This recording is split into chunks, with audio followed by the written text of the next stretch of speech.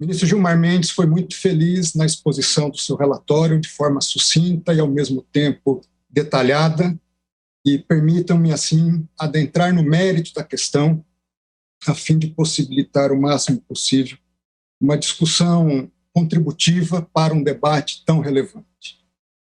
E, para isso, em primeiro lugar, nós precisamos definir do que nós estamos tratando hoje.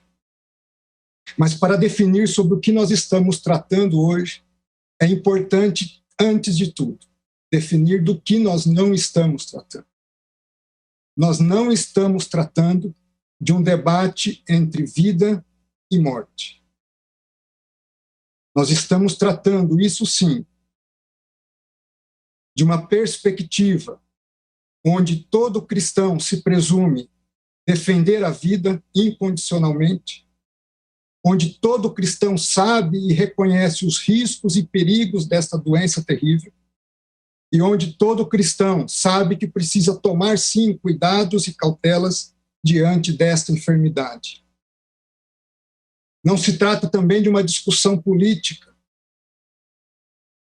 Eu digo isso para que todos partamos do princípio e do consenso de que todos nessa discussão defendemos a vida. É imprescindível essa perspectiva.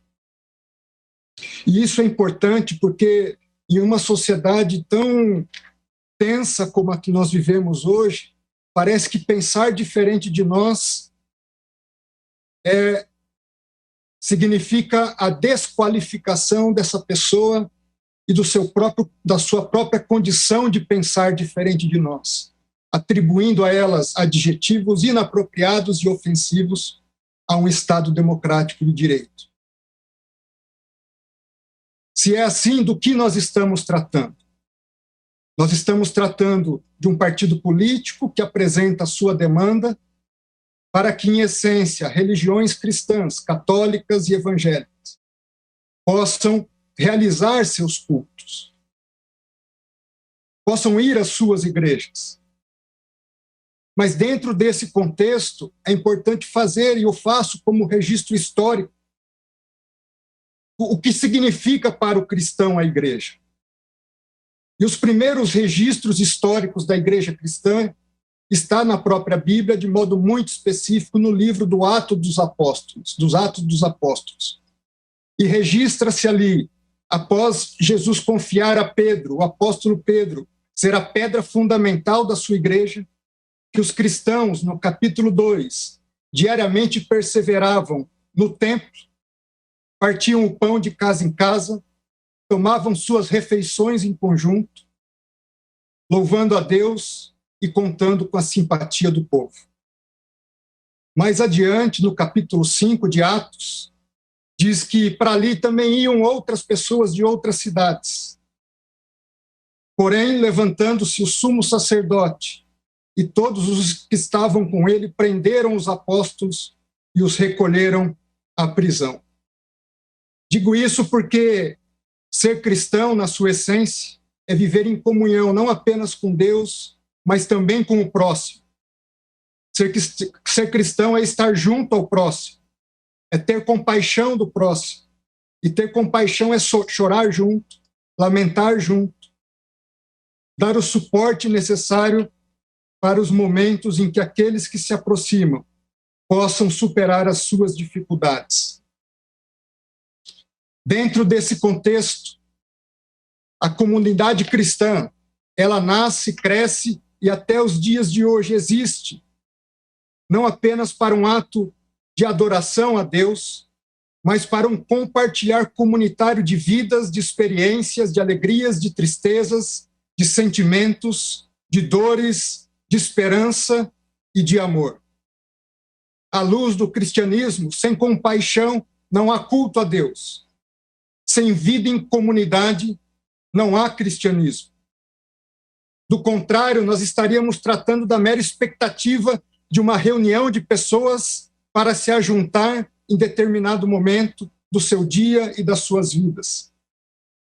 Tanto não é isso que Jesus Cristo, conforme relata São Mateus, disse: por onde estiverem 2 ou 3 reunidos em meu nome, ali eu estarei no meio deles. Se é assim, de modo mais prático, do que é que nós estamos tratando? Nós estamos tratando da seguinte discussão: se em momentos de calamidades públicas, o que prevalece é a Constituição ou valem outras regras? Se nós podemos suprimir direitos fundamentais sem o respeito às normas previamente estabelecidas pelo poder constituinte? Se nós podemos fazê-lo independente da decretação de medidas excepcionalíssimas, como estados de defesa e de sítio? E aqui registro, não os defendo, não é o caso de medidas como essa. A verdade é que sabemos sim que o Supremo Tribunal Federal delegou aos estados o poder de estabelecer medidas restritivas às atividades da comunidade. Mas até que ponto essa delegação foi um cheque em branco? O governador e o prefeito pode fazer qualquer medida sem sequer passar pelo poder legislativo local? Não existe controle? Não se tem que respeitar proporcionalidade? Não se impedem medidas autoritárias e arbitrárias? Se autoriza a rasgar a Constituição? Se autoriza prender um vendedor de água ambulante e espancá-lo no meio da rua? Enquanto em grandes supermercados isso é feito legitimamente? Por que o pobre não pode vender bens de primeira necessidade? Por que uma pessoa não pode praticar o esporte na sua praia e seguir para a sua casa, onde pessoas, mulheres e jovens estão sendo presas? Até que ponto? Até quando?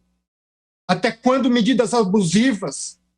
Até quando polícias, guardas municipais agredindo cidadãos e trabalhadores, sacando suas armas simplesmente porque estão trabalhando? Isso que foi autorizado? Eu tenho certeza que não foi isso. Eu tenho certeza que há limites e que o Supremo Tribunal Federal não deu um cheque em branco a governadores e a prefeitos. Dentro desse contexto, permitam-me fazer um parêntese, não só agressões a trabalhadores, medidas de toque de recolher. Medida de toque de recolher é incompatível com o Estado democrático de direito. Medida de toque de recolher não é medida de prevenção à doença, é medida de repressão própria a estados autoritários.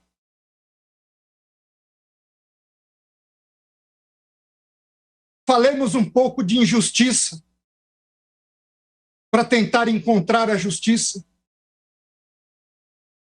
Tanto é injusto fechar-se templos e atividades religiosas, que a Suprema Corte dos Estados Unidos, em 2 precedentes, disse isso ser inconstitucional. Um deles citado brilhantemente pelo ministro Gilmar Mendes.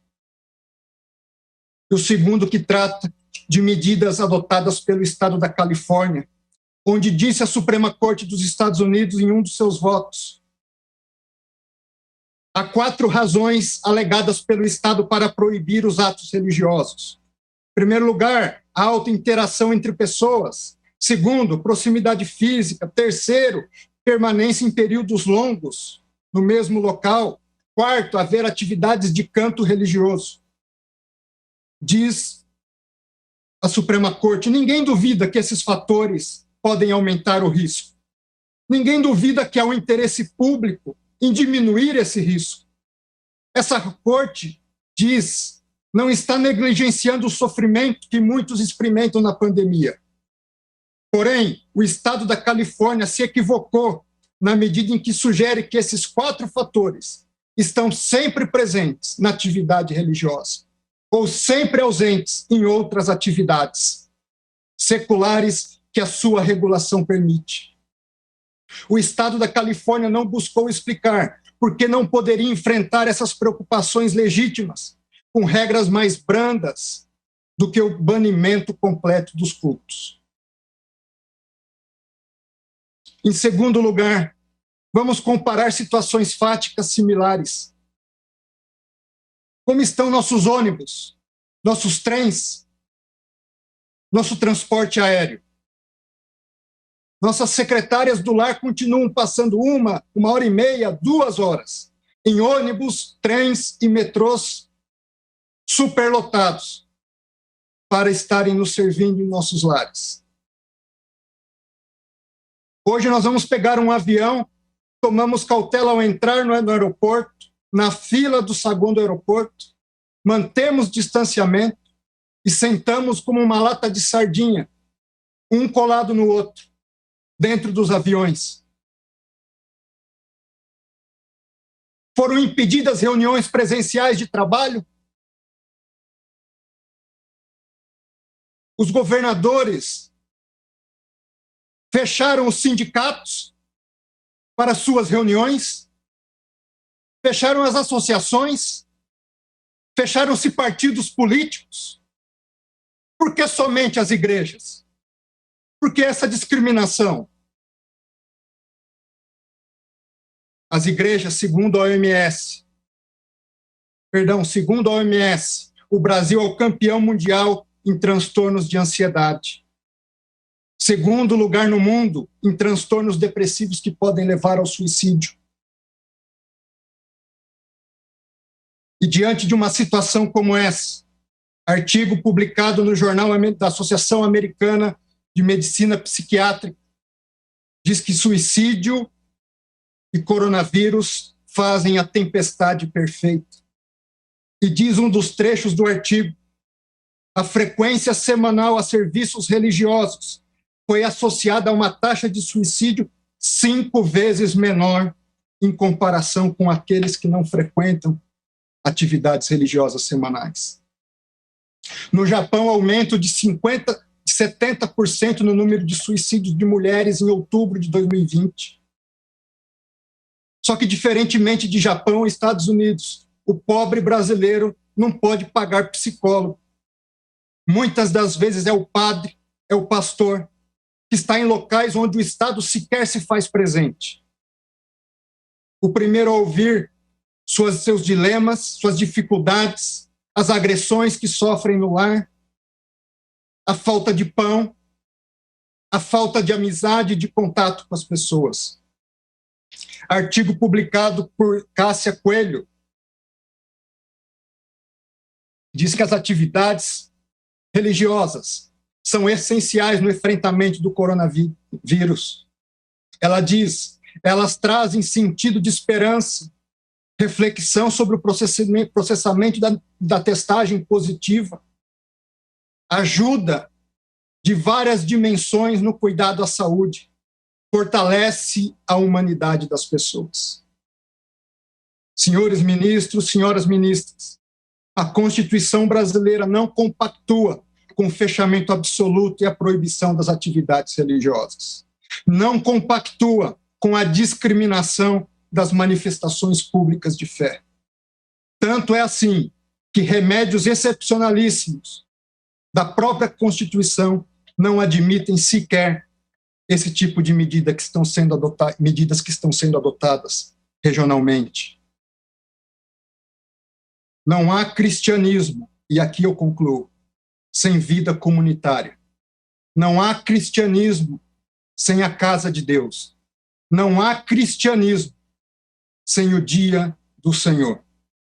É por isso que os verdadeiros cristãos não estão dispostos jamais a matar por sua fé, mas estão sempre dispostos a morrer para garantir a liberdade de religião e de culto. Que Deus nos abençoe, tenha piedade de nós, e eu começo por mim.